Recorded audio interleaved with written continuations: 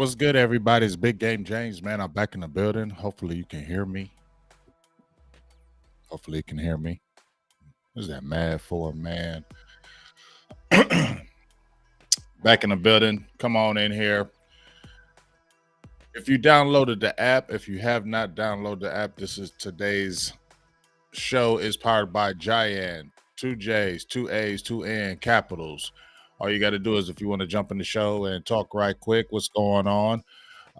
What I really need you to do is if you want to jump in the app, just download the app to your cell phone, cellular device, your tablet, or computer, desktop.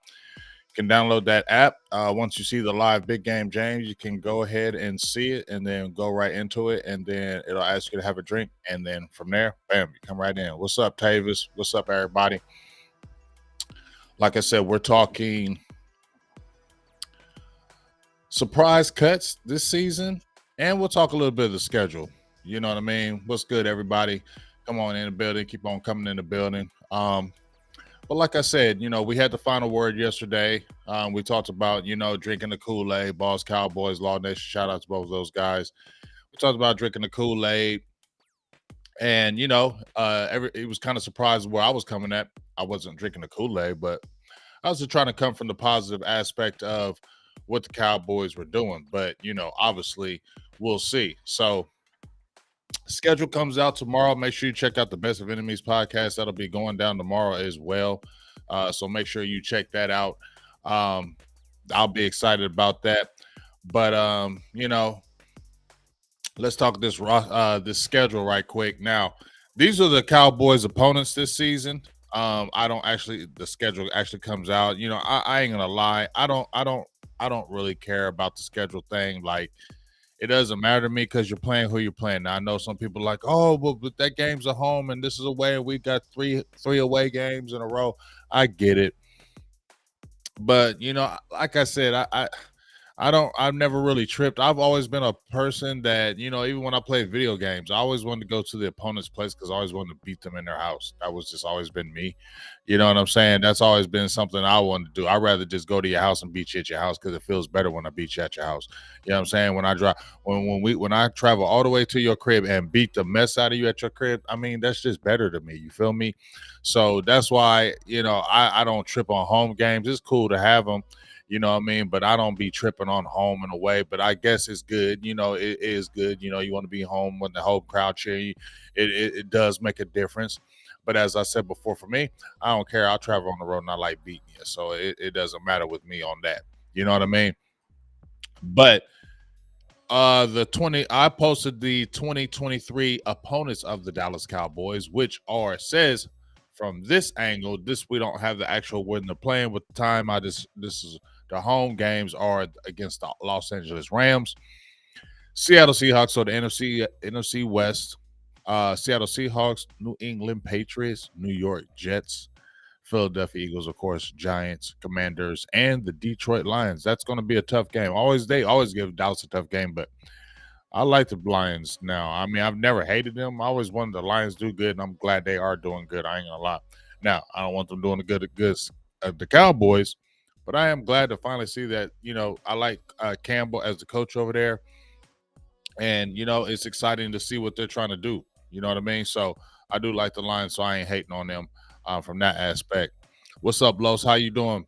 And once again, if you did want to jump into the show, just download the app. Giant, two J's, two A's, two N's, capital. You can go ahead and download that app from your cellular device, your tablet, or your home computer. And then all you have to do is once you see Big Game James, you just click that Big Game James and tap it, and then you'll be able to come in there and you'll see have a drink, hit James, and there you are. You'll be able to say what you like. But as I said before, what was I going to say? Oh, with the schedule. Like I said, I don't trip, but I was talking about the Lions. On the road, it has the Arizona Cardinals, Buffalo Bills, Carolina Panthers, Los Angeles Chargers. That's going to be the interesting one because that's the Kellen Moore game. Miami Dolphins, San Francisco 49ers, Philadelphia Eagles, obviously, Giants, and Washington. So I pulled up the I had a stat. I don't know if this was super accurate, but it had who had the hardest schedule, and Dallas was tied for third. They had the Eagles as number one. I think the Patriots were two. I believe the Patriots were two, and then the Cowboys tied for third with three other teams as the hardest schedule. So if they're going to go by the schedule or the strength of the records of the teams, so obviously, Arizona, they're in flux. They got a new coach in Gannon. I don't really fear them. I'm going to keep it real.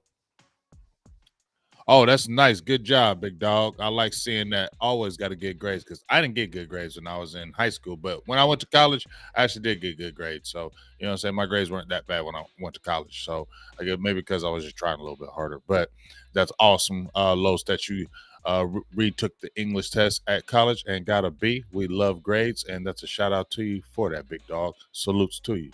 Keep on staying on the grades because you're going to be the future of our generation out there, and we need you to handle your business, Los. But as I was saying, what was I saying? Arizona Cardinals, I don't fear them guys. I'm not scared of them guys. Coach Marv's in the building.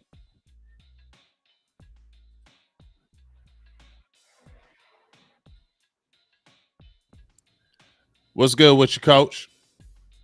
What's going on, big game man? Just came in, just holler at you for a few Oh, minutes. all right. That's what's up. That's what's up.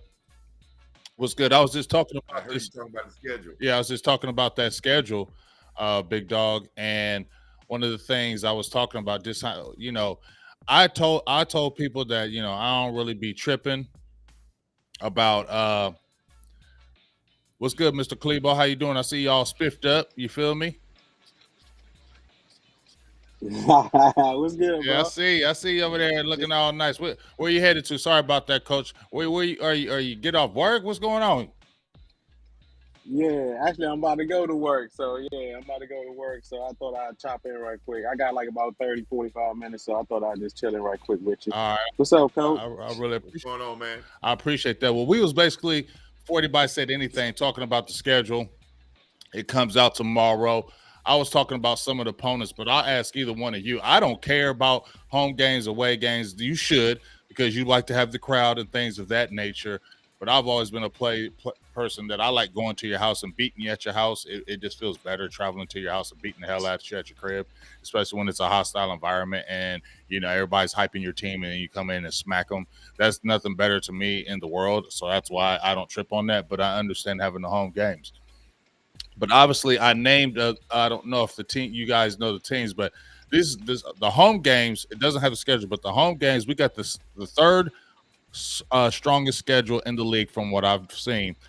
Rams, Seahawks, Patriots, Jets, Cardinals, Bills, Panthers, Chargers, Dolphins, Niners, and Lions. So, just by me saying those teams, I'm gonna hit you up, Clebo, first. What you kind of think about this schedule coming up, and what do you think about the opponents? Um, First off, I'm gonna say, man, I just moved to Arizona in December, so I can't wait for the. I know they play Arizona out here, so man, I can't wait for that to come out here. I'm going to that game as soon as them tickets come out.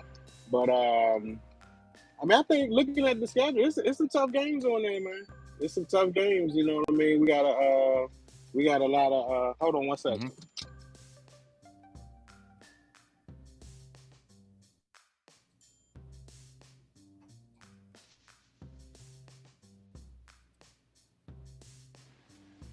Sorry about that, No, man. you good? But yeah, I think when I was looking at the schedule, I was like, damn, it's gonna be some good games. You know what I mean? Like based off of last year, but you know how that always go. It's always some teams that was good last year that ain't gonna be too good, and it's gonna be that team that nobody was thinking about that's gonna have a good year. Plus injuries play a big part of it. But I like our chances, man. I definitely like our chances. What record would you give us, right quick? Um, Looking out for that, I say 12-5. I think we can go 12-5 with that again. 12-5 season. I mean, I feel you. I Yeah. feel right now we're a double-digit team now. I think we're just a yearly playoff team with the coaching staff that we have. I heard seeing Coach Marv's tweet today, and I felt you. I think it was a couple days ago. But what's up, Tavis? What's up with your big dog? Hey, what's going on, big game? How you feeling? I'm chilling. But Coach Marv, I wanted to ask you since we just got done talking about talking to Mr. Klebo's Mr. Spiffy Klebo coming in here like that. But what's your kind of thoughts on the teams I kind of mentioned to you, and give me your kind of thoughts on the record. Well, when I look at schedules, man, from a coaching aspect, you kind of look at schedules and how it's not the teams, is where they're placed. That's where you kind of want to look at your schedule. You don't want to have a gauntlet with the Cowboys around the Christmas time, around the Thanksgiving time, because you don't want to wear your team out if you have like 3 tough games back to back. You definitely don't want to, if you definitely don't want to go later in the season and be in the December or January in Buffalo. Yeah, you definitely don't want that. But we're gonna get that. You're not gonna, they're gonna do Dallas like that, right? You're not gonna do that. Yeah, because I think the league is already set up to play. They like to play a lot of divisional games at the end of the season. So you may give Buffalo maybe right before the Thanksgiving or something of that nature. But like you said, our schedule is going to be tough because the NFC East has come back to be dominant because they're historically they've been the best division in football historically, and we got matched the best division on the AFC side, the AFC East. So that's what's going to boost our schedule because I think that division was just as tough as ours last year when you're talking about collectively, and then you looking at the Jets moving, getting a little bit better, and then you got Miami, and of course you got Buffalo. So when we had to play that division, that's going to make our schedule tough anyway. So, but it really doesn't matter because there's very little difference between NFL teams from the top to the bottom. So, but what we really need to find out how this thing is set up. Hopefully, we don't have no 3 road games in a row. Wish we will. These are the type things. Everything. Listen, Coach. Don't jinx it, big game. Coach. Don't jinx it. I'm just saying everything that you are saying that you hopefully we don't have. The schedule's gonna be like you're gonna have it because I don't care. People, it just feels like they always do that to the Cowboys with the schedule. We always get it. They stick us to where it hurts. Where where you thinking that we're gonna have 3 in a row. Oh, Buffalo and November 17th, Buffalo. Come on, dog. You know what I'm saying? I just feel like that's just wherever it's gonna have the advantage. It feels like for the opponent, they're gonna like it because everybody's gonna watch it anyway. You know what I'm saying? Everybody gonna watch our damn games, and if the more they make it difficult for it, the more exciting the opposing people are gonna be because they're like, it's gonna be hard for the Cowboys, and they're just gonna tune in to see if we win or lose. That's just the way it happens. People just tune in to watch us to see if we win or lose. That's just the way it is. All the stations are fighting for our game. You got the ABC is fighting for a game. You got the Fox. They always gonna have Fox. But the ABC and the NBC is fighting for those marquee games because that's how they're making their dollars. They want that game to be on their date, so they're fighting for those games. And the NFL is gonna give everybody their good share, all the networks their good share of the Cowboys and good matchups, so they can raise those ratings, so they can those TV deals good on everybody. Mm-hmm. So. But we the Cowboys, man. We listen. Regardless, we playing the sorriest team in the league of that year. They're gonna come out with everything they got because we the marquee. Like I've been keep posting on Twitter, man. We talked about relentlessly. So that's the star means, man. So we're gonna always be watched. So that's why it's very important for our team to. That's why I always say we have to be tough on our team in preparation because of these type things. Yeah, for sure. Right. What's your thoughts on that, Tavis, about the teams I mentioned? We playing the AFC East, like Coach said. We play the NFC West, and the Niners are in there. Them Chargers. That's going to be the game. That's the Kellen Moore game. What's your kind of thoughts on the opponents, and what kind of record do you kind of see the Cowboys having? All right, I could see us being like about maybe 11-6. I could see that, all because we might got like one or too many track games going into the schedule as well too. We usually known to get one like every season, but I could see too when you look at the Chargers, and on top of that, you can look at the Jets too.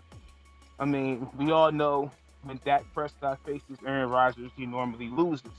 So, I'm looking at that game as well too. But going into our division, I could see us splitting with every team in the division, because when you look at the draft, Washington, the Giants, and the Eagles went to the trenches. I pay attention to that. And when you got that, that's going to make us even more into the game. Like, are we going to be able to handle the trenches as well as them handling our trenches? So that's big for us, because in order to get to the playoffs, you got to be able to at least contain the division regardless of any situation.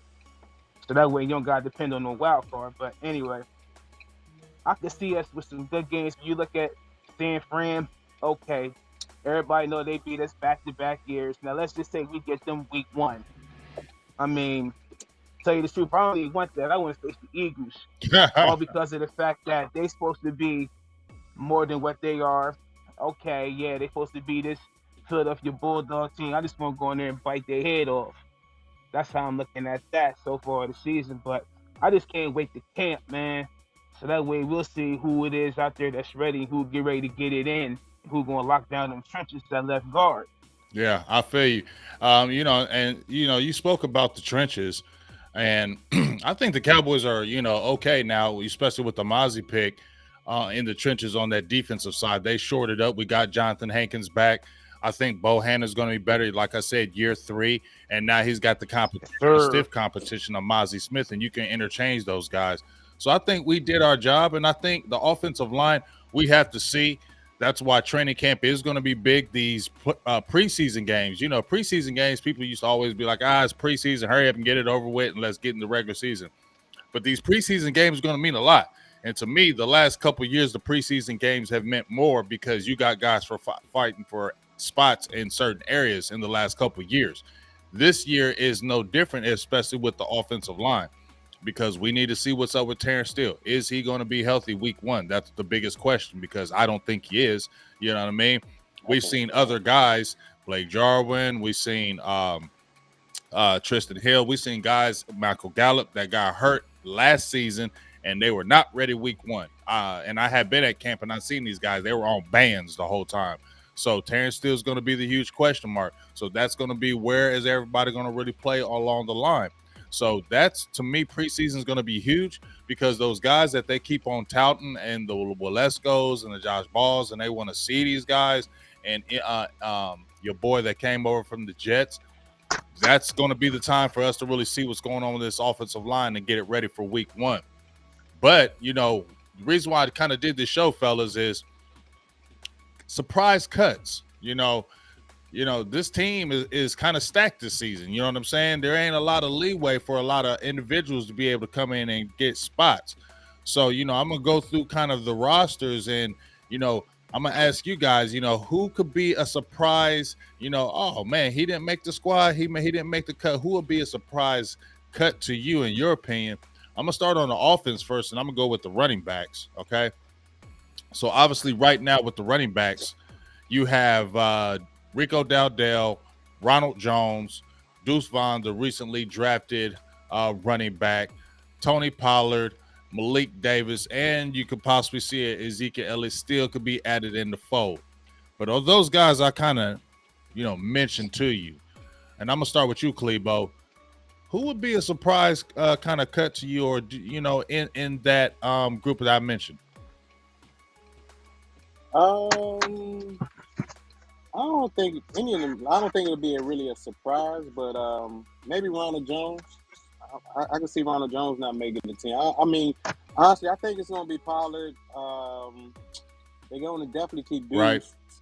and I think Malik Davis gonna stick around. You think man. Malik? I'd be surprised. Yeah, Now that would I think surprise Malik. to Well, me. I guess.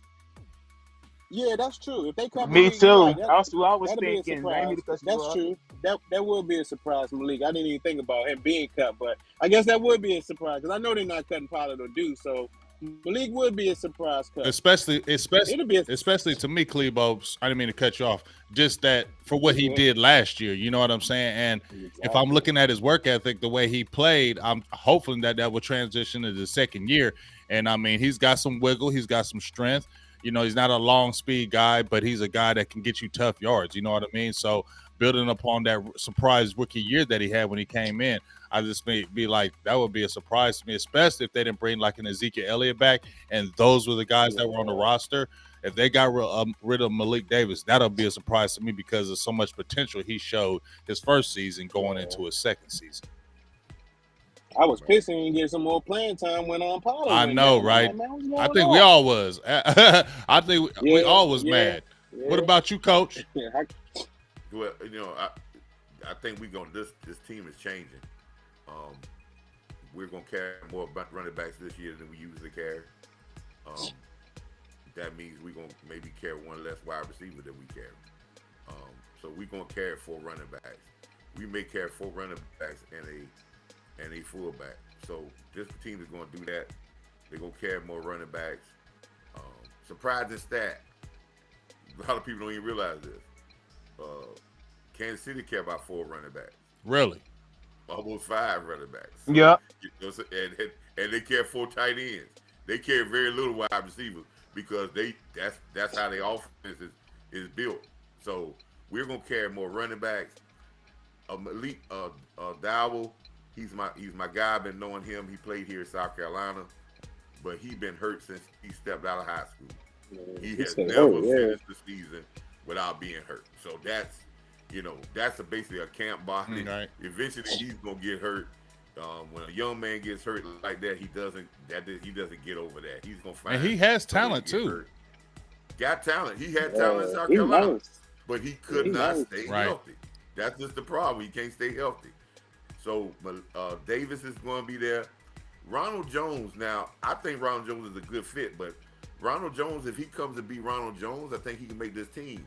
But if he has any hiccups, right, this is where if he doesn't pick up something or he doesn't look like he's doing what they need him to do or he has any pushback, this is where the door opens for Zeke. But they're not going to cut him and not have him there. But if he goes out and plays well, that's where you can say, okay, they're not, going to bring Zeke back because they're hoping that he be that veteran back, which I like Ronald Jones. Right. Ronald Jones, he just was in a situation where he just wasn't getting carries. When he got carries, he always did well. But they're going to go with 4 running backs, and I think they're probably going to as a fullback. But I think what they're going to do is they're going to do it the way they did last year. They're going to play this cut you practice squad game. Right. And I think that they could do that. They may get to the point where if you don't see Malik Davis as much, he still got practice squad time. Right. So that he might be one of those guys. Yeah, he made the team, but he really didn't make the team, and we can stash him because nobody's going to probably pick him up because he's not going to be a first starting running back. So they're going to carry 4 running backs, and I think that's where they're going to go because they're expecting to be able to control the football, and they're thinking that they're going to shorten the games and dominate with the defense and put games away without having to stress themselves all game. So and I think we're going to carry 4 tight ends. So there's the real big question is the receiver. That's where I'm about to go next. That's where I'm about to go next. You feel me? There's some guys. Yeah. Hey, Johnny. Right. Yeah, look at Simi. Yeah, Simi could be a surprise cut. My bad. Can I ask a question? Just for my knowledge. Yeah. When you get cut, if you like Coach was saying, Malik, they'll stash him on the practice squad. If somebody pick him up, that means he got to be on the active 53 roster, right? No, when you cut him first, he got to pass through waivers. If he pass through waivers, then you can bring him on your practice squad. No. Anybody can sign him. If they sign him, they got to put them on their active roster. That'd be right. Okay, that's what I was Yeah, asking. if they Okay, go okay, and pick okay. him up after he signed the price squad, that means they got to put him on the roster. That's why you see Cowboys activate some guys, and we were like, why they activate it? Because they got wind of somebody trying to get them. They activate them off the roster. They get them off of them, and then they'll put them back on the practice squad because those people go in and get somebody else. So they're trying to protect those. Yeah, guys. because remember when we So got when you pick them up off of waivers, like when Washington picked up Ridgeway, that means Ridgeway now has to be on their 53-man roster, correct? Yeah, at least for 3 Yes. games. Okay. At least for 3 games. Okay. so All right, that's cool. My bad. That's what I wanted to know. No, not your bad at all, because that's what happened with Blake Jarwin when we had Blake Jarwin in the building. And nobody really saw him, but the Cowboys really liked him, and it was his first year. The Eagles tried to poach him, so they activated Blake Jarwin like his last couple games of that rookie season, but he wasn't really doing anything, but the Eagles were trying to get at him. So from that point, Cowboys just activated him because they were trying to poach him away from the team. You know what I mean? So when, like Coach said, when they get wind of somebody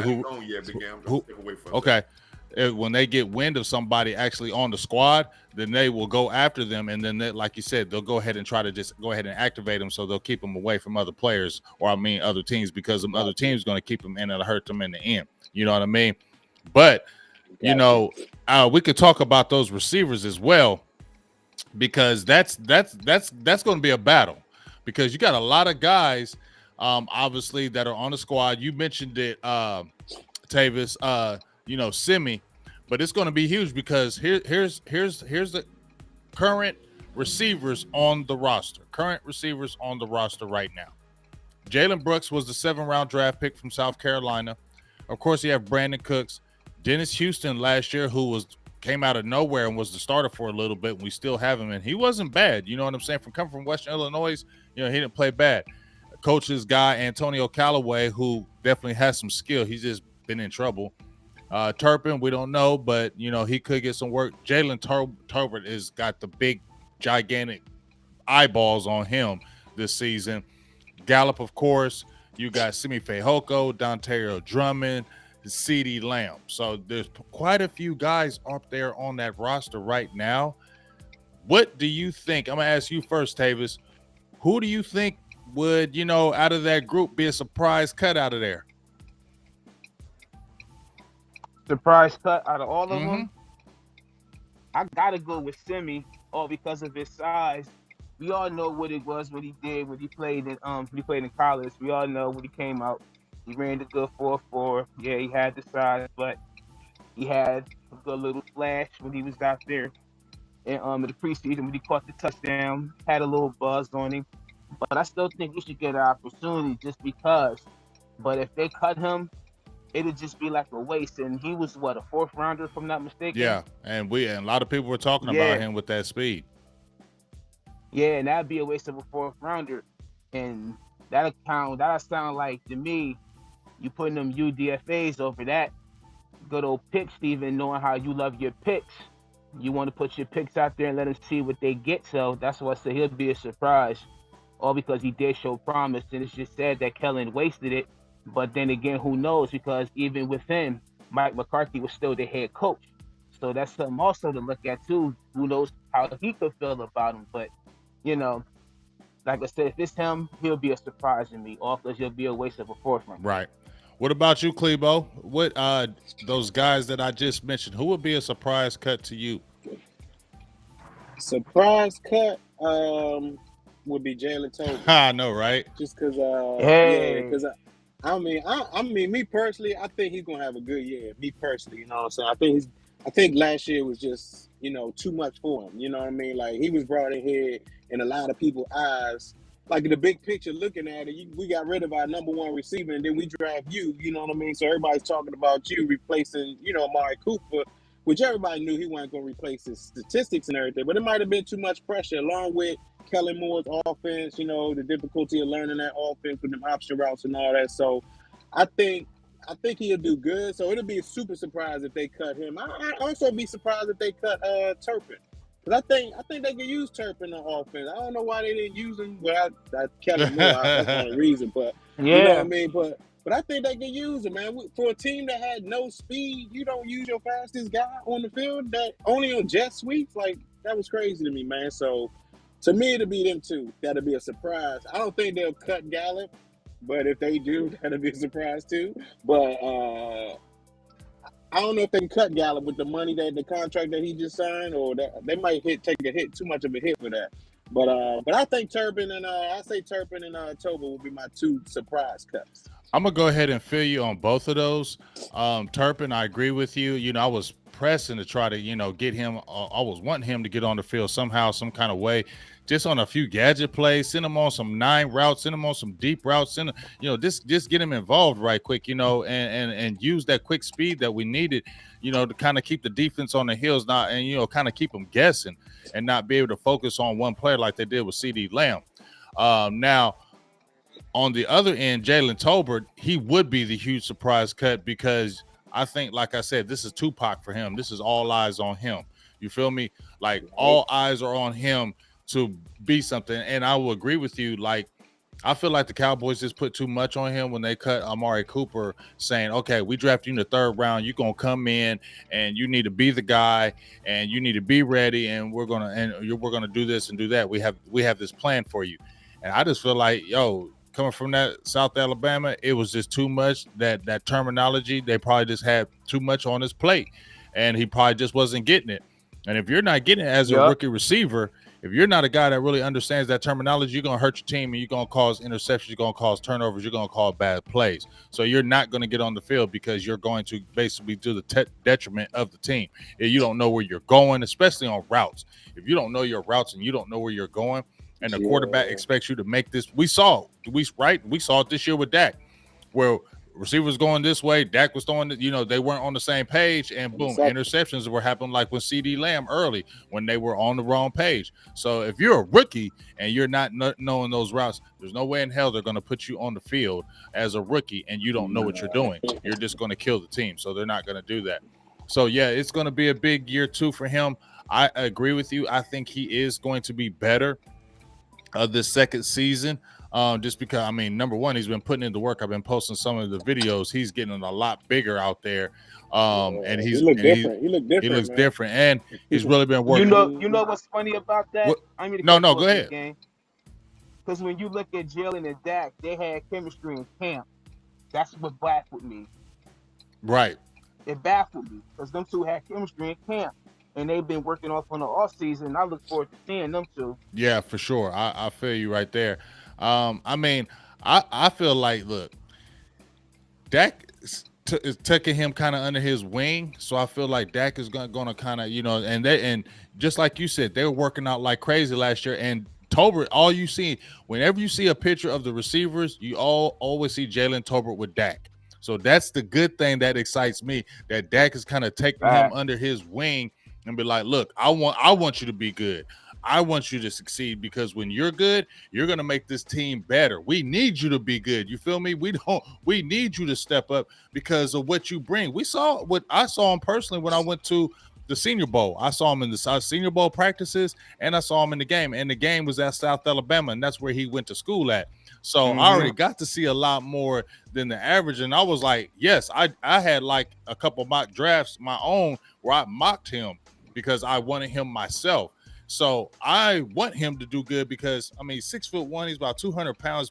Shit, he look bigger now. You know what I'm saying? Can't running that 4.4, running 4.4 speed, dog. We need that. You feel me? We need that, especially when you got the Brandon Cooks. You know what I mean? Brandon Cooks in there, and if Gallup is okay, and then Jalen Tolbert steps up, and we got CeeDee Lamb and Cooks. Okay, now when CeeDee Lamb said, hey, there's no limit to this offense, that's when I say, okay, there is no limit to this offense when I see all 4 of those guys banking. Because now, just like you said as well, Clebo, and then you can sprinkle in a Turbin and throw him in there just to be sneaky, you feel me?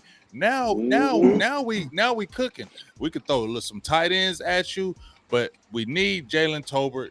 hey, if you ever listen to anything, if you just happen to turn something on, Jalen Tolbert, and you happen to see my show, please, we want you to step up, dog, because you can make this. No doubt. He's going to be the key to this offense. I know Brandon Cooks, but I'm telling you, if Jalen Tolbert steps up, dog, he's going to be the key to this offense because we can do so many more things. You feel me? He'll open up. He'll take it over the top. Let me give my 2 cents on Jay. Go ahead. Oh my. All right. What young, let's say was a first round draft pick, what other young receiver that Kellen Moore ever got into the offense right off the right? Nobody. Right? Nobody. We know. Noah Brown, what, two years under Kellen Moore just to get to the point he was productive. It didn't even took Cedric Wilson 2 years before he got to what? Right. Productive. Right. So, again, second thing. Even Pollard, I know he's not a receiver, but my bad. This kid got that. But what did you see? Catching the ball on the run from Tolbert, going and throwing contested balls. Did our offense ever throw contested balls to a guy like CeeDee Lamb, which he came out of college to be able to go over, jump over people and catch the ball? Very rarely we did that, right? So now if you put him in an offense where it is getting him the ball on the move, now he's gonna get those yak yards that he came into college with. And then the third thing is players develop coming out of high school, coming into high school. You can see a guy maybe not that first year, but that second year he jumps. When he go to college, it's usually that same way. His first year he got to adjust, and then he jumped. That's how Tolbert was when he got to South Alabama. So I think he's going to be much better to the point of he's going to be familiar. He's going to be comfortable. And what you saw on film, that ain't going away. Right. We just need to get him comfortable and utilize him so he can be efficient. That's the word that he needs to be, where he's efficient in what he do. And what you do is you make him efficient by using his skill set. And I think McCarthy is going to do that because I think McCarthy sees something in that guy. That's why they wasn't really too gun-ho about receivers because he know what he can get out of Tolbert. And we're not looking for them Tolbert to put up 70 catches and 1,200 yards. But I think he can give us some very good splash plays, and I think he can get 40 to 50 catches with 600, 700 yards with some touchdowns and make that offense much more productive. And he will be a person that along very well because I think we're going to utilize him in the I think he's going to be ready, man. But that's why you say training camp. Training camp is such a awesome thing. And to your point about the kick returner, I want to see him do certain things. I don't see another kick return on this team, so his job is kind of secure. But if we did have a kick return on this team in the receiver corps, right, then he got some troubles. So if there's somebody in this preseason start returning kicks from that receiver corps, Deuce may be the person that might be the Yeah, you got some problems. And you know what? Yeah, You know what? And that's exactly who I'm thinking, Coach. In big game, all because when I look at Deuce, when I look at his film, not only he can get explosive within the seams, he can also catch out in the backfield, and he can run the screen game and as well as special teams. And due to his height and what he brings to the game, one of my throwback guys that I compared him to that came to the back of my mind earlier, and I was watching Dave Meggett, and I said, Lord Jesus. I said, man, this kid is similar like Dave Meggett. That's said, too. Yeah. God. It blew was my mind. Play for New Orleans and play for the Chargers. Yeah, Sproles. Yeah, he works out. Darren Sproles that mentored him. They mentioned they went to the same school. Been a mentor to him. You know what I'm saying? And I watched Darren Sproles. You know, that's when I was watching college football religiously back then. So I watched Darren Sproles. And I wondered, I was like, man, he's so damn good in college, but he's so small. Is he really going to be able to, you wonder if those guys can come in the NFL and transition. So the fact that he played like 14 to 15 years in that league and was good. He wasn't no weak dude in the league. He was a dog, especially with New Orleans. They really utilized his talent like no other with Drew Brees. Like they really brought his talent out. So that's what I'm hoping that's why I said Cowboys. Go watch that New Orleans tape with Darren Sproles and see where you can fit a Deuce Vaughn into that aspect with the Cowboys, because that's going to be electric. And hey, I love that camp battle because we need those type of camp battles to kind of, like you was talking about, Coach, to bring the best out of these players to see what we want. Now, I talked about receivers, but I got some good spots over here at cornerback, because that's going to be a good spot to talk about some surprise cuts. So I'm going to name these guys. I'm going to name some of these guys, and I'm going to ask you first, Klebo, who could be a surprise cut? I already got somebody in mind. Now you might have to, but guess what? Here it goes. So we got Eric Scott Jr. was just drafted from Southern Mississippi. A lot of people are saying good things about him.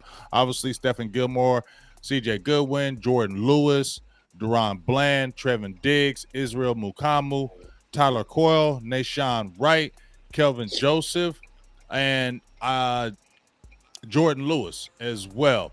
So, out of those guys, Klebo, who you think? I would say, I gotta be quick because I'm about to go to work, but I would say Joseph, to me, wouldn't be a surprise. Him or Nashawn Wright, to me personally, because the play that they did the first couple of years, to me, honestly, it would be that Eric Scott dude, just because they traded up for him. I'd be surprised if they cut a dude that they gave up a draft pick next year's fifth round they gave him next year, right? I can't remember, but I know they gave up something. Yeah, I think they gave him a fifth round because they picked him in the sixth, and they gave up a fifth round in Kansas City, I believe, for him. So I'd be surprised if they would make a trade like that to cut him. You know what I mean? Like I said about Joseph and Nashawn Wright, I mean, it's their time to ball. So if they get cut, that wouldn't be a surprise to me because they had their time. And to me, I don't feel like neither one of them showed, not in the cornerback. You can keep Joseph down on the punt gunner, but as far as a corner, man, I don't feel like, I don't think anybody feel like he did what he was expected to do out here. So, but yeah, I definitely go with Eric Scott, man. But I gotta go, man. I appreciate you, big game. I'll catch you next time. Hey, I appreciate you. You have a great day, man. Right, hey, have a safe day. All right, be safe easy, out there, man. all right? All right, appreciate you. Later. What's up with you, Coach? And Tavis, we're gonna be talking in this too. What do you kind of think about what's going on with that? Listen, Nashawn Wright he ain't do bad. He just ain't got enough playing time. He didn't play bad. You know what I'm saying? I mean, I just think that when he got in the situation to play, we were such at a heightened where he got in the game when our fan base was at DEFCON 5. Right. So either he had to do, if he didn't do over the top great, he was going to be scrutinized for every little catch he got against him. He didn't really give up too many touchdowns, and he got a pick. Right. You know what I'm saying? He tackled well, but I just think he just didn't get a true shot. And then Joseph, hey man, this is his training camp. Yeah. This has got to be his training camp. Then you got, not only you got the guy that drafted, I mean, the Okoye is still trying to find tape on that guy, the undrafted free agent. That he's still trying to find some bad tape on. Mm-hmm. That's what I'm saying. He's still trying to find bad tape. Yeah, that's the crazy thing. NFL ready. He keep going to game and say, "I'm not finding bad tape on this guy." Right? So, and we are known to bland. We are known to have certain characteristics, and listen, Gilmore is not playing probably after this year. Right. My word here in South Carolina says that Gilmore really is at the end of his road. Not saying he does not want to play to the point where his game is falling. He's not going to play no 3 or 4 more years. The surprise cut, and y'all going to think I'm crazy with this. The surprise cut is Jordan Lewis. And that's who I was thinking, Coach Marv. Because that's exactly we don't know how he's going to come off that Liz Frank injury. Right. If he come with any type of, okay, I got to wait to get, because, Jordan always have problem with injuries too. Yep. You know what I'm saying? He always got something going on with him. So if he allows something go on and these guys start to play well, right? Yep. The Cowboys can say, hey, we can save that $7 million and we can, and we'll roll on, you know. Yeah. So veteran guys like Nashawn, they're veteran guys. We can't call them rookies no more because they've been in the league too long.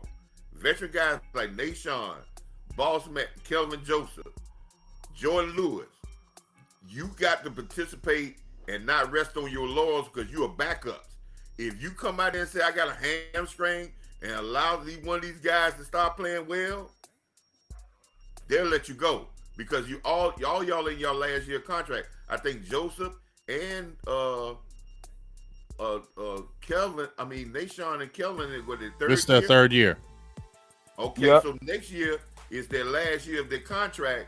So either they got to show now or they're not going to show, but the Cowboys are looking to add 2 more corners to this team some type of way where they can solidify themselves because Jordan is on his last year and you don't know how it's going to go with Gilmore. So this is an important training camp for those 3 guys we named, but I wouldn't be surprised if it's Jordan because we don't know. Liz Frank is a very tough injury, and we want to see how he's going to come back after that. But he always is nicked up big game. You know, Jordan Lewis is always missing games in practice. Yeah. And last year when he started missing games, got a hamstring in training camp, that allowed Bland to get more time. And it got to a point when he got hurt again, they said, all right, we all right with Bland because you already gave him the chance. Right. So none of these guys don't want to be Wally Pipp. So they better come into training camp wide open and doing everything that they need to do because I think the talent is there, but the patience is running thin. Yeah, I will agree with you in that aspect, especially, the second and third round status really is going to keep these guys right there. But plus, you always need depth at the cornerback position. But first, I'm going to talk about Jordan Lewis. I totally agree with you because even his rookie year, he had the hamstring injury coming out of camp. And it was actually hurting him in training camp because he had the case going on. But he had a hamstring injury because, remember, he was playing good in camp. And then the hamstring injury kind of messed him up. And then he got behind the 8 ball, right? And every single year, that has seemed to go on, especially his hamstrings. That's one of the things that noticed with Jordan Lewis he has the hamstring issue. And to your point, Coach, when you're talking about that opened the door for Bland, because Bland is bigger than him, 6'2", bigger in size, faster. And when you can play in the slot at that size, and for real, Jordan was, not really the ball hawk, but he could get the interceptions. You get what I'm saying? But you saw Bland coming in, plucking the ball out the sky, and we were already, like you said, Coach, when we were having our shows, we was already talking, me and Law, specifically, we were talking about, hey, what 2 players right now need to step the game up or they're going to get replaced? We were talking about LVE before he stepped up and Jordan Lewis. And Deron Bland was starting to get those sneaky snaps here and there already. Deron Bland, as long as he's staying healthy, and I just don't see him regressing like that. You know what I mean? Not from what I've heard, how his work ethic is and how he tries to play the game. So I don't see that. Just like you said, Coach, Jordan's got to come in pretty much perfectly healthy. You got to come in perfectly healthy this season. You can't have any kind of injury in camp. Because if we hear Jordan Lewis is sitting out in camp, he got a little hamstring, it's going to be over. Because why would you do it? He's not the 22-year-old Jordan Lewis any longer. He's the 26-year-old Jordan Lewis, 27. Now you're older. It's a young man's game, especially at the cornerback position. And they just drafted that kid, like we just talked about, out of the Southern Miss. And he's got size as well, 6'2", 200 pounds, had the very good numbers and things of that nature. So we're going to see. But like they said, Kelvin Joseph, Nashawn Wright, you're not rookies. You're going in your 3rd year. So you know what to do now. You know what I'm saying? You know the expectation. Y'all got to come in on fire in camp. They got to come in on fire. I believe, and I don't know, because when I saw Dan Quinn, Kelvin Joseph didn't get no opportunities to see the field. He was on special teams. Nashawn Wright wasn't smelling the field until an injury came into play. He was not sniffing the field. He was inactive every week until dang near like week 10. You know what I'm saying? So those guys have to come in and set the world on fire we want them to do good because it only makes our team better if they can step up, if they can do that. Because do you see the size of all our corners, dog? All Yeah, of them. All our corners are big Yeah, and fast. yeah, You know what I'm foot saying? long. And we can sit there and say we have big corners, but our big corners are pretty good too. Mukamu, 6'4", you saw how he was trending. So we got big, fast corners. So And they all got ball and skills. they got ball skills. So man, we could really this could be be a good thing. But I feel what you're saying, Coach. Tavis as well. Those guys, Jordan Lewis's, the Nashawn Wrights, and the Kelvin Josephs, they gotta step it up, man. They gotta come in. They gotta come in and step it up. They gotta come It in just makes our team better when you do open it too. and be veterans and they gotta be wildly veterans. But I will say this: if they soak up what Gilmore is showing and giving them, Yeah, it's going to help them a great deal. Because we did something in the offseason that I've been clamoring for a long time, and I think this is the special ingredient. We got Super Bowl experienced good players that are willing to teach right, and mentor. right, You can get them, and some of them are not willing to teach and mentor. right.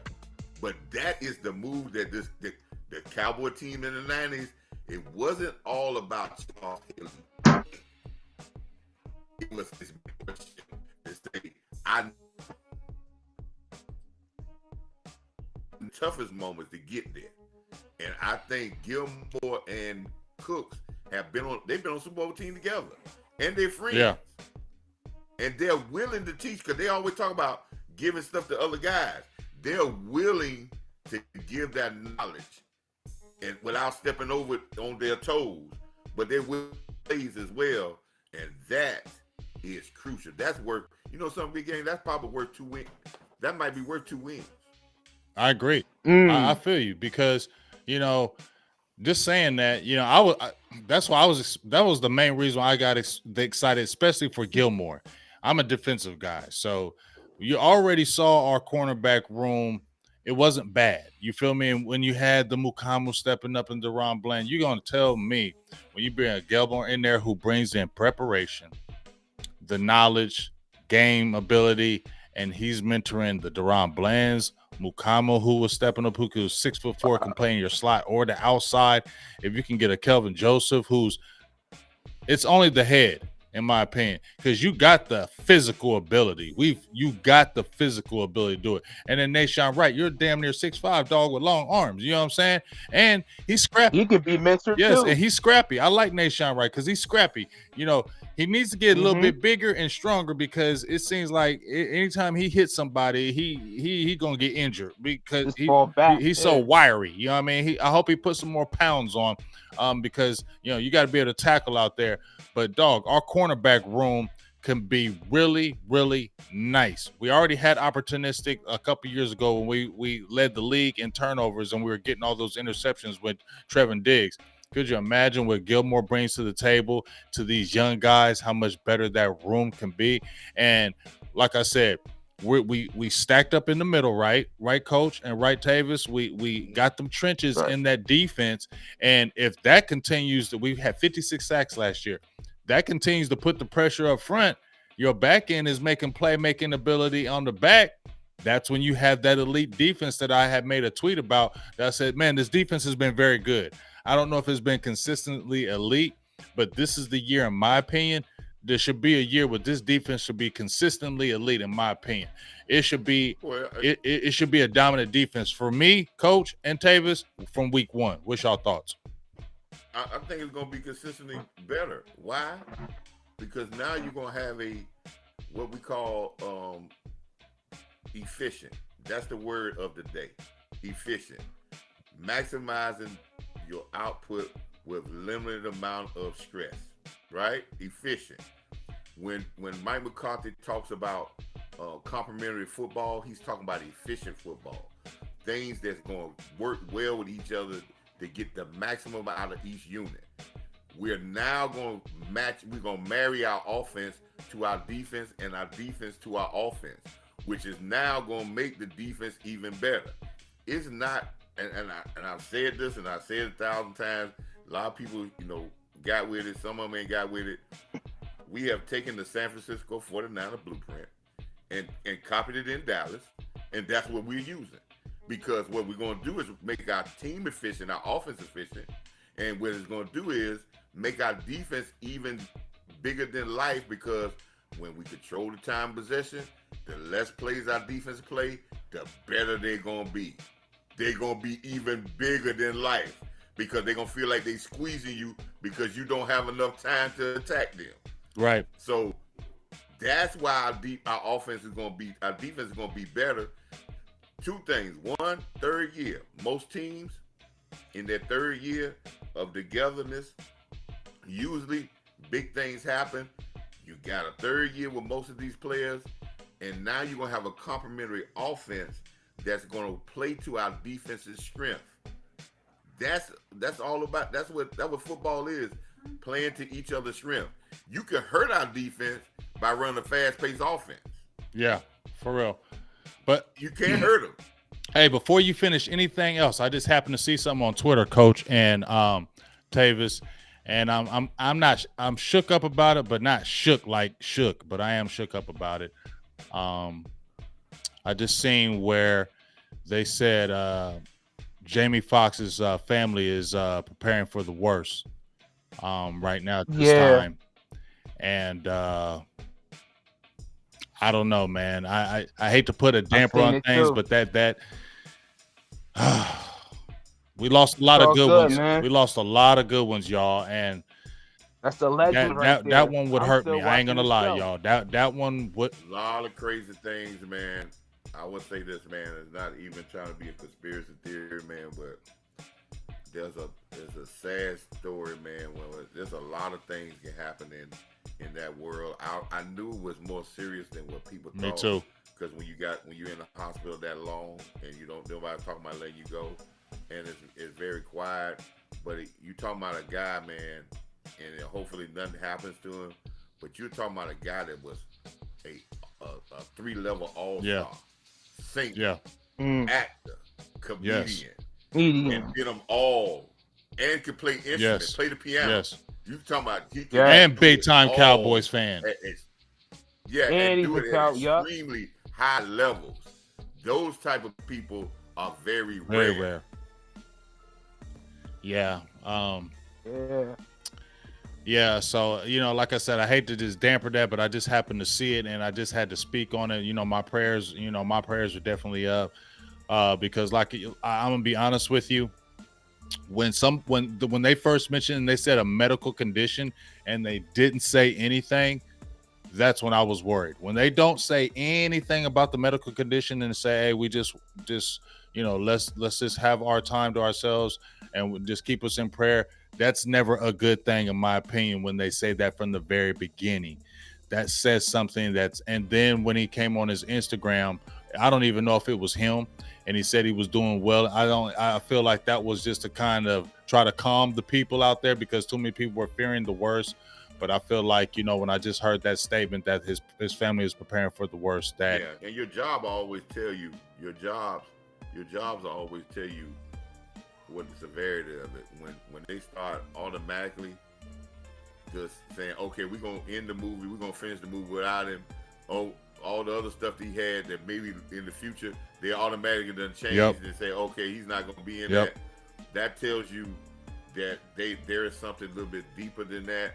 I just pray that it does turn around, but in this situation, by the time we get the news, whatever is happening is probably already closer than what we think it is. So, my prayers go out for his family, man. But like I said, a guy of that nature, man, he's just like those guys. These type of people don't get his respect like they supposed to because they're such great in so many different things that people can't really hone in on one thing. But he was great at 3-4 different levels, which is very very rare. Yeah, man. It's just tough. What's going on, Rico? Hey, what's going on, Big Game James? Yoga Fire, Yoga Flame all day. What's going on, Coach Marv? Keystone, Brother? how y'all doing? Man? We good. What's going on, fam? I'm all right, man. Yo, man, I'm saddened to hear that, man, because I grew up with Jamie Foxx, man. Right. You know what I'm saying? You know what I'm saying? Like Live Color, you know, the Shanae and all that. You know what I'm saying? Like Jamie Foxx show. You know, him singing when he came to New York. I went to go see him. He was outstanding, man. Like, yo, man, this dude was talented all the way around the board, man. Acting and singing, man. And like, it hurts because for him to be like, for this person to be great in a short period of time, it seems like the great ones always go faster, you know, than anybody else. Like the guy don't want him to stay too long. You want to bring him back home where he at. Like, it just, yo, man, I'm telling you, man, I've been praying for this brother ever since I heard he was in the hospital like that. I'm like, man, I hope Jamie get out. You know, man, that's you know, prayers to him and his family, man, because man, he's only like, you never know, man. You never know. And I think he's only like 55 years old. You know what I'm saying, man? But I mean 53, I mean, and to see how good he was in health, I mean, his health, he looked fabulous. I mean, he looked in shape, he looked together, everything looked great. And just to hear and see that now, and just like you said, Rico, I mean, in Living Color, I mean, I just remember him from the start, and to see where his career started from and to see where it grew, I felt like I saw it from the beginning. You know what I'm saying? So that's why it hurts even more. Yeah. And then just like you said, self-made man too. What's that? Self-made man by networking. Yes. He's a self-made guy by networking. He tells that story all the time where he got his stuff where he just had parties and networking, was on stuff and got people to come to his parties and build a studio in his, and he self-made himself because he was so talented. And sometimes I think these talented guys, sometimes I think God says that we would never want to see Jamie Foxx, not Jamie Foxx. Yeah. Like Prince. We would never want to see Prince old walking with a cane. Right. You know, so it's almost. I'll be honest with you. I don't want to see a Jamie Foxx because I've had family die of aneurysms and strokes in my family. My father died of a heart attack, so I've seen those type of things.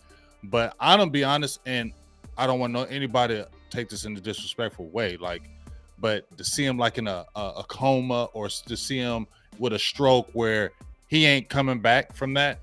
That would just hurt me more. Yeah. You know what I'm saying? That would hurt me more because that's still a talent. His talent is never going to be used again. It's I mean, just everything. And it's just, man, it is, like I said, it just kind of hurts me, man, you know, to kind of think about that. So like you said, prayers up for it put things in perspective, man. That's why we tell that's why these shows are so good when we talk about sports and talk about our team. To allow these guys to live in the moment and get the most out of the moment, right? And not play around with it, right? Because it's not guaranteed that you're gonna be able to come next year or another year or 2 years down the line.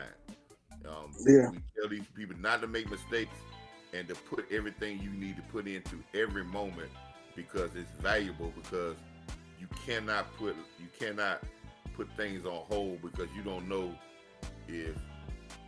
There's no layaway. There's no layaway. You can't lay stuff away and say, oh, well, I'll pick it up later on. There's no layaway in life. You don't know if you're going to be there to claim that ticket. So put everything you need to put into it. And again, I say my prayers go out to his family and the whole community. Can I say something, though? Yeah, go ahead. Not to cut you off, Coach. It's crazy that this man is going through this, and he just made. I know it's a cartoon and all that, but it's deep though. The movie called Soul. That was Jamie Foxx playing the black guy. You know what I mean, on that movie, and he was talking about going to the afterlife, and the whole cartoon was talking about man's thinking of how the afterlife works. Man. You know what I mean? And they put it in the cartoon, and the cartoon is deep. That's eerily it's a scary, Pixar right? cartoon, but it's deep though. See, yeah, that's scary to me. That's what. And that was a great. That was a good movie too, man. It was like it was almost spoken into existence. Right. And you know what? You know, not to go too far off of it, but when you speak things when you talk about things enough in the air, you can speak things in existence. Just from my personal opinion, I believe those things really can happen. But I wanted to ask you guys a quick question as we're getting ready to kind of end it tonight. I made a tweet about. And, you know, Coach been on Ben DiNucci, and I ain't mad at you because remember I sent that tweet to you, Coach, about him being on the Denver Broncos. They're giving him a tryout. You know what I'm saying? So I made sure he gave you that tweet. You feel me? Sean Payton gonna make it work. Yeah, I made sure he gave you that tweet. But, and I want to ask you first, Rico, and then we'll go around. I made a tweet with Malik Willis. They're talking about he's in danger of being cut. I think they're just going to cut him. It pisses me off how they did him and how they played him and how they just brought Will Levis in like he's the next great thing. But I knew the writing was on the wall and how they played him last year. But if Malik Willis is cut, Rico, would you think about picking him up? Malik Willis, I forgot. I know the name, but who? Tennessee Titans. He was their third round pick. Oh, if Mike McCarthy willing to work with him, because he like a quarterback whisperer. You know what I mean? Now he gets to put his hands in on that because now, like coaches, like you guys were just talking about with Ben DiNucci. When I was watching him in the over there in that league, I said, this ain't the Ben DiNucci I seen play for the Cowboys. This ain't the same dude. He's throwing touchdowns and talking his mess. I said, Jerry need to pick up that damn phone. Come on, Jerry, what you doing? And now Sean Payton got him? Come on, Jerry, man. You already, come on, man. Listen here. They picked him up quick. I'm telling you, man, Ben is not as bad as what you think. Oh, I ain't never say it was bad. So I was cool with you when you said Cowboys would bring him back. So I was hoping, but I mean, what about Malik Willis, Coach? If you got Scott told it, would you? Why not? I mean, why not? He ain't gonna cost no money. I'll send him under deck. I would. I would bring him back. I'll bring him in. Yeah. I'll send him right under deck. Yep. I'll bring him in for a cup of coffee. I would bring him in and have him in for training camp. I'm quite sure he would want to come, even though he's not going to get. He may not, star right off the bat. I'm sure he want to be on the star. I mean, that would be a good pickup for him. And you got some untapped talent there, where you got to work him and being behind Dak Prescott and putting your time into him. You may get a guy that's going to be a package guy, a guy that could probably get into being a serviceable quarterback in the right system. Mm-hmm. That's what you got. You got to have so many players are unsuccessful because we do not use their skill sets correctly and we do not put them in the right places. That's the destroyer of talent. So yes, I will bring him in because he could be dirt cheap. Because he's still gonna make his money. He's got a lot of guaranteed money from Tennessee if they cut him. So he got money.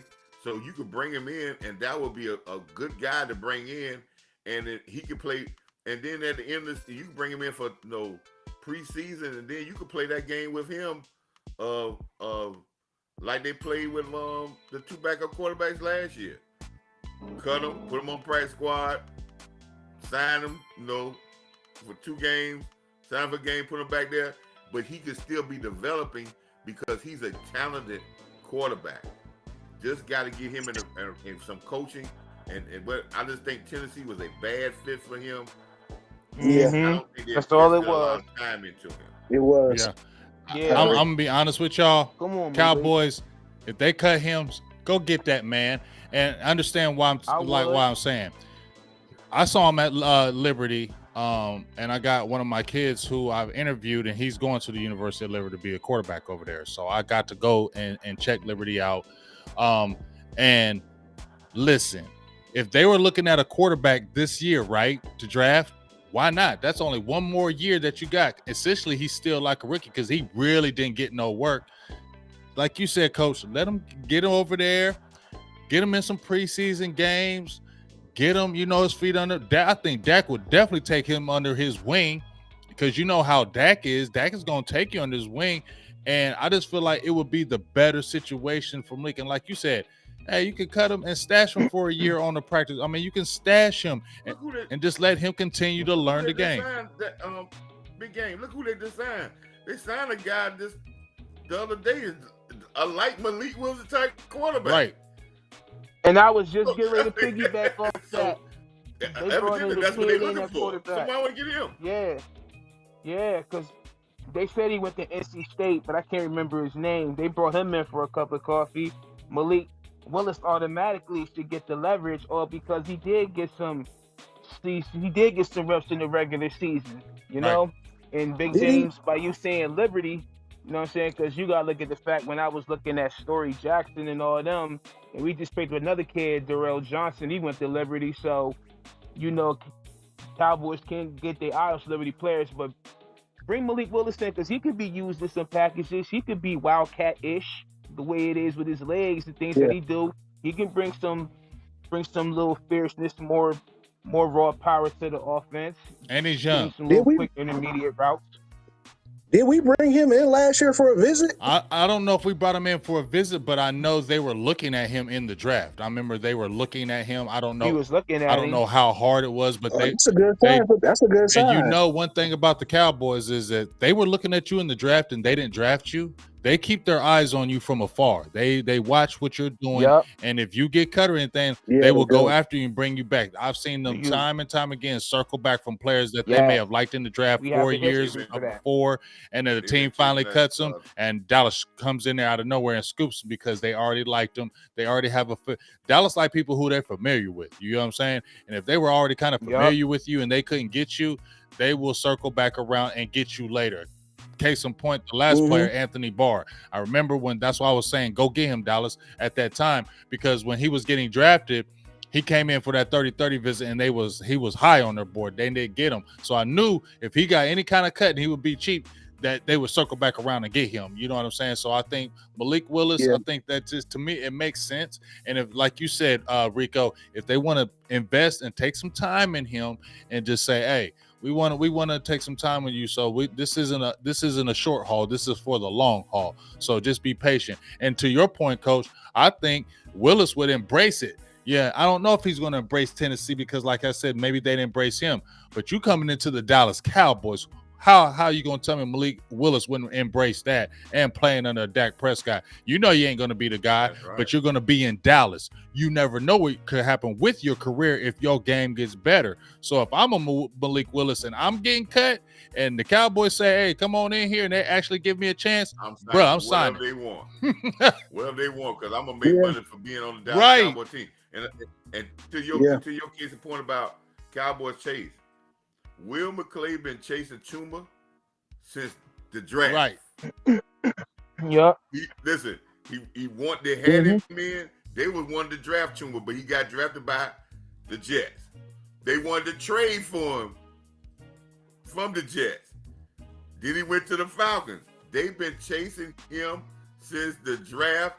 And when they got a chance to get him, who was the first free agent they signed? Right off the bat in free agency. Chuma. Mm-hmm. And they were trying to trade for him last year. They tried to trade for him last year. They sure did when they put Anthony Brown on the chopping block. They were trying to get him from Will McClay been chasing this guy since 3 years. And I'm gonna tell you this. Boston did a video yesterday of him playing at guard Atlanta. At guard, I seen it. Yep. Don't worry about the offensive line. The guy can play. That's what I was gonna say. He can play. That's what I was gonna say, Coach. You feel me? I mean, boss was like, I don't know, he okay. I'm like, dog. I'm like, listen. They wouldn't. If Will McClay was on your, excuse my language, on your ass for damn near a year and a half, and been following you for a long time, he thinks something about you. And like I said, if they were going to make a trade for you, okay, I think you got a little bit of talent. If Dallas gonna make any kind of trade, because do you know they love their precious little picks.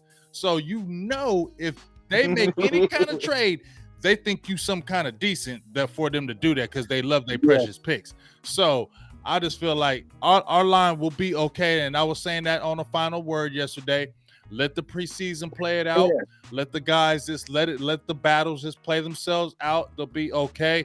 The biggest thing that I want is Terrence Steele to get healthy. Get healthy, Terrence Steele. Please get healthy. Yeah. No. And then my thing about that, I'm gonna piggyback off that. But my thing is like, what we got to understand is this is a different philosophy. This is not the Jason Garrett, Stephen Jones philosophy. This is not the Jason Garrett, Linehan philosophy. This is not the Jason Garrett or Linehan or Kellen Moore philosophy. There's a whole different philosophy. This team been getting built different for the last couple of years since Mike McCarthy's been in the room, and people need to understand that we're getting bigger, stronger, faster. I'm respecting it because I was thinking about something today. I'm like, okay, didn't the offensive coordinator, that's our offensive coordinator now, and Mike McCarthy, didn't they battle it out when he was over in Seattle being the offensive coordinator and Mike McCarthy was the head coach of Green Bay? Wasn't they battling it out toward Mike McCarthy's last couple of years in Green Bay in the playoffs? Yeah, that's what Coach had mentioned. When they were going back and when they was going back and forth. Who Shanahan was offensive coordinator for?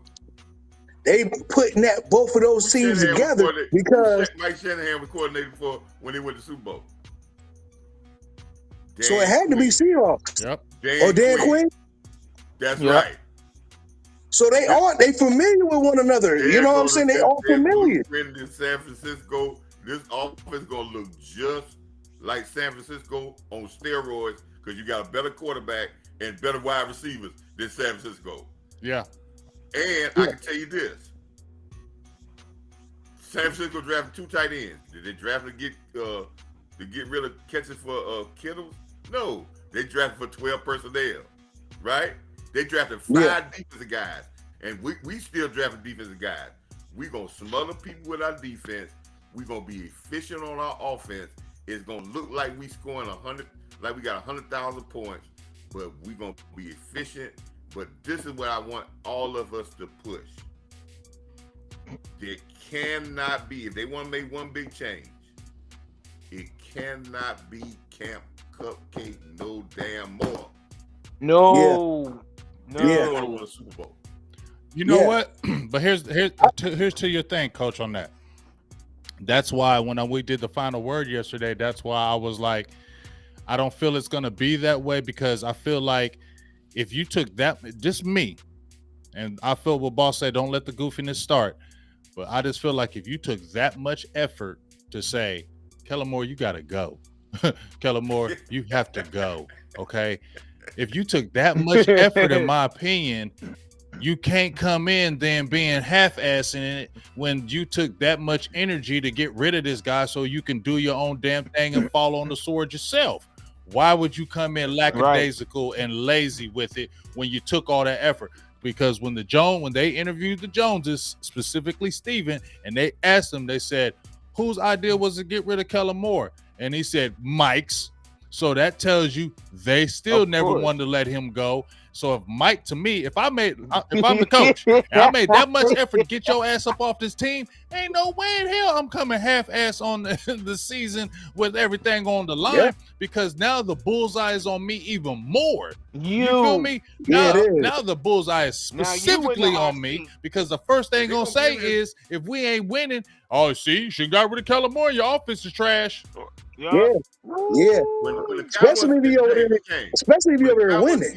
A coach, especially if you winning. Give a coach the first year, and they give them maybe that first year, and I would consider what I'm considering this is Mike McCarthy's first year, basically, right? It is again. But when the Cowboys usually give that coach that first year, they give them what they want, and they allow them to go do what they. Now, if they falter.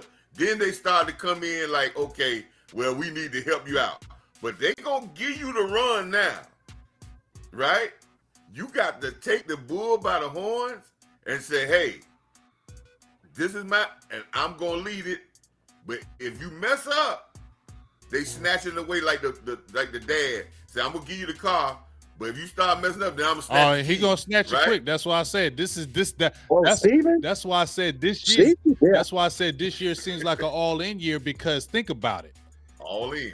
He said, "All right, get rid of Kellen Moore. I need to do this." Okay, so they're like, "Okay, well, if it's all on you, then we'll get you a receiver, we'll get you a corner, we'll get you a lineman, and we're going to give you your chance. And if you don't get it in like a year and a half, boy, you're gone." You going. That's how the Cowboys going. doing it. That's how the Cowboys do it. It's going to be Dan Quinn team. It's going to be Dan Quinn team after that. Believe that. Give Dan Quinn a try, but McCarthy going to be might gone. not know You know what I'm saying? But I'm hoping it's good because I'm getting ready to close this down, fellas. But the thing that I'm hoping, like you said, I just feel like they wouldn't do this. And I feel like really Dan Quinn and McCarthy are working hand in hand. And I feel like that's what they really wanted. Them two to really work hand in hand. And I don't know. I felt it, fellas. That's what's, to me, resonating more than anything else is the cohesion. I can't get away from it, y'all. Every time I try to think about something else, I think of the cohesion. You guys just said they was banging in the playoffs years ago in 2014 and stuff and things of that nature. So they already know about each other. You feel me? Then to come on the same squad now, it's just like you playing against your homeboy. We used to bang. We remember our battles. We used to bang. Yeah, dog. Now we on the same squad together. Come on. I feel unbeatable now. I feel like you can't beat me because I got my boy on my team that I used to bang with back in the day, and we used to always have great games. That's what I would feel like. And we got somebody who kind of wasn't in the club, and we got him out the club, and I got my guys where I want. Now I feel like we feeling good heading into this 2023 season. So, you know, give me your last kind of thoughts on this, Rico, you know, as we get ready to start, you know, Ricky mini camp and all the good stuff. Kind of give me your thoughts. How you feeling? That's how I'm feeling, man. I think we got a good shot, man. I think things are gonna start off a little slow in the beginning because we do got a tough schedule. I ain't gonna sit here and lie. I think we got a tough schedule. I think as long as we're a team that grinds these wins out, I'm cool.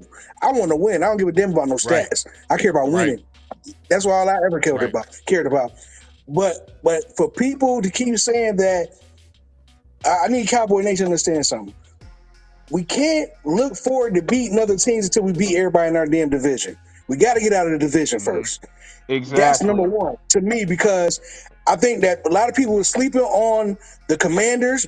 Big Game Jamie, you the first one that I heard say that. I said it.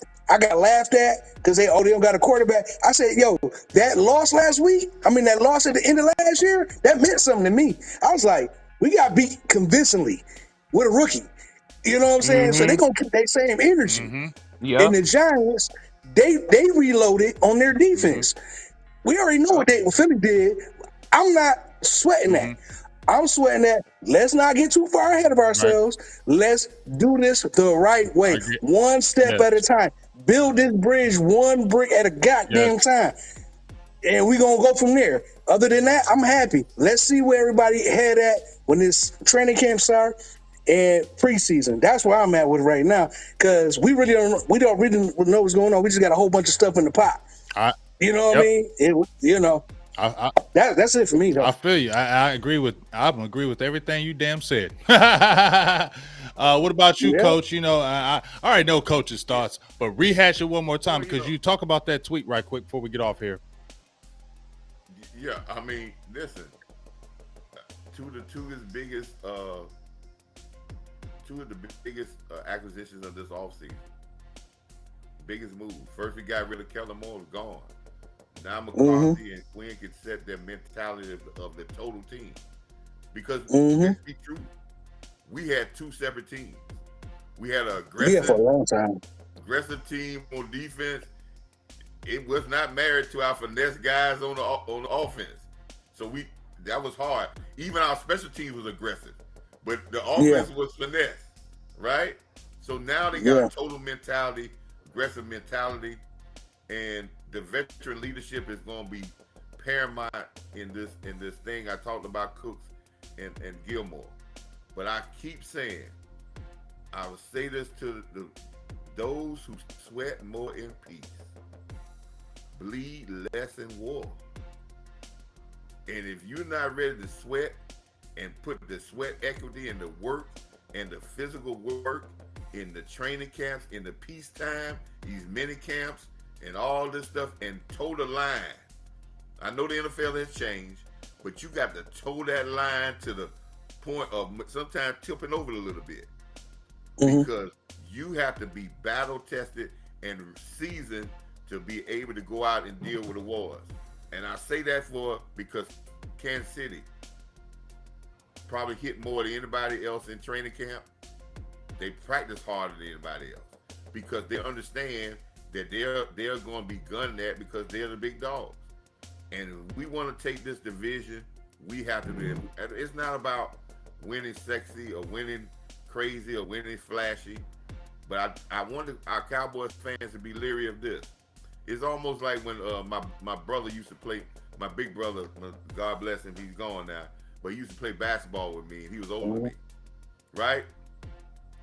He would go and he would win the game, and I say, well, I bet you can't win it by shooting them long jumpers.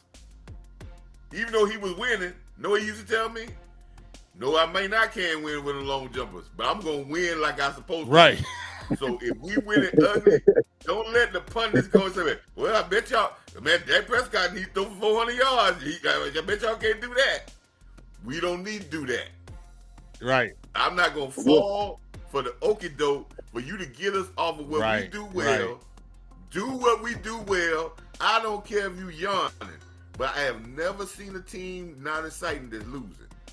If you win it, I don't care what it is, that's exciting. Exactly. It is. What about you, Tavis? It is. Going into camp, I want to see what the new identity is going to look like. Knowing that we ain't really known to have an identity, and Lord knows how long, but I want to see this new identity, what it's going to be offensively. But defensively, yeah, we starting to get our attitude together. We starting to build up, do what it do. I want to see how linebackers is going to look when it comes mini camp and training camp. I want to see what Overshown going to be looking like because I got my eye on him. Hopefully, he could come in and rotate off the wheel. Who knows what they might do with him, but he got my eye going into camp. I want to see how he going to look, and I want to see how Mozzie going to look when it comes to defense. See how he going to be looking. See how well he going to move, how well he going to go up against the veterans because they're going to test him. Don't think they ain't. And he needs to be tested, especially when you're facing the vets. Because you got a guy that can play not only the nose, but can play the defense tackle too as well, too. So I look forward to seeing all of that. That's my thing. Well, I'll tell you what. And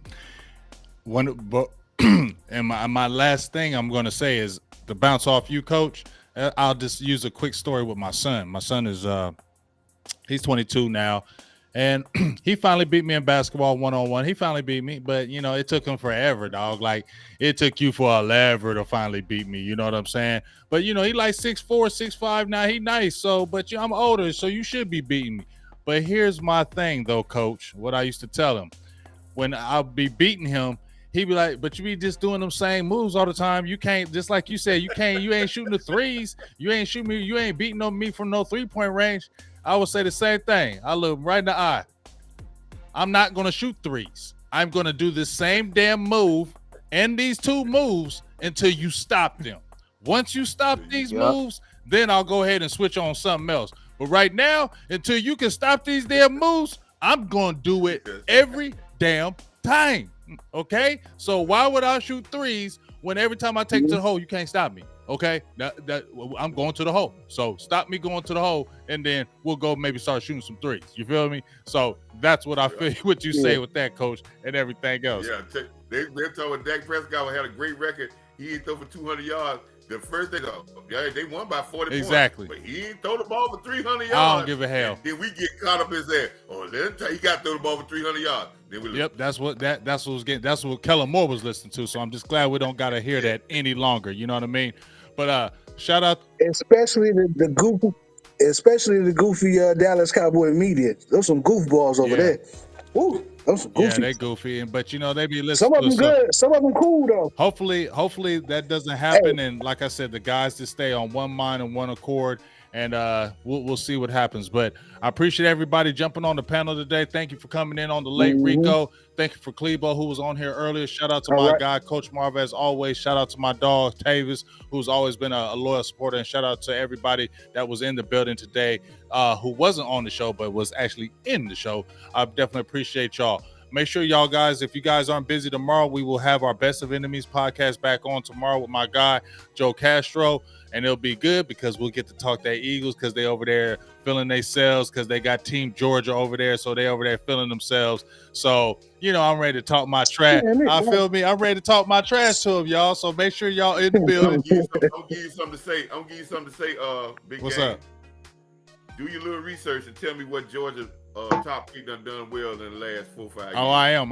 When I get off of here, ain't none. Hey, when I get off of here, I'm gonna have all kind of ammo for him because I know Joe gonna be trying to pump out his chest because he already saying the crazy. He's still on that crazy stuff saying Devontae Smith better than CeeDee Lamb. So right there already, I'm like, oh yeah. You feel me? So I'm getting at him tomorrow. So make sure you guys, if you guys aren't busy, I think we're gonna go like at 7 p.m. I think EST or something like that. So if you're not busy, jump in the show or rewind it because it's gonna be a good one. Once again, I'm always blessed that you guys jump on here and take the time out of your day, whether you're working or anything, to come on here with me. I always appreciate it, and I'm forever grateful for it. But we're getting ready to end this out. Make sure you guys, if you're at work, have a safe trip home. If you're at home, be safe. Have a good night's sleep, and we'll be talking to you guys tomorrow. And you guys have a wonderful day. Okay. Salute, fellas. All right, appreciate y'all. All right, cool. Peace. All right, Rick.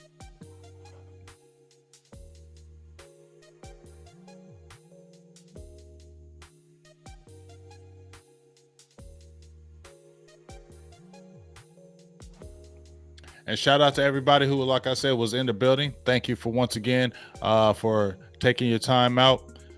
Another good show in the books.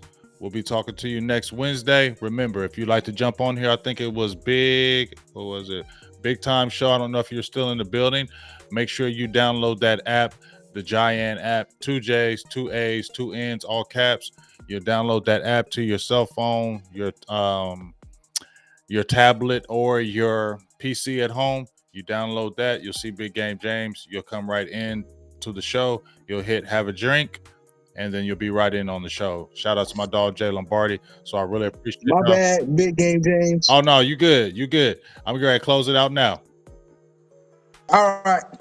But I appreciate everybody jumping in here, man.